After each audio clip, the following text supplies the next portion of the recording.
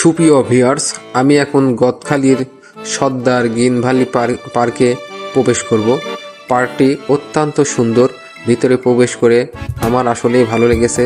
যদি আপনারা এই পার্কে ঘুরতে চান তবে আপনারাও চলে আসতে পারেন যশোরের গদখালি, পুরের রাজধানী।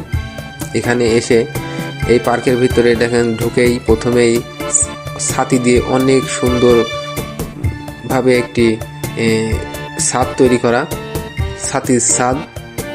এইটা দেখতে আপনাদের অনেক সুন্দর লাগবে এবং মাঝখান দিয়ে ঢালাই করা রাস্তার দুই পাশে ফুলের বাগান।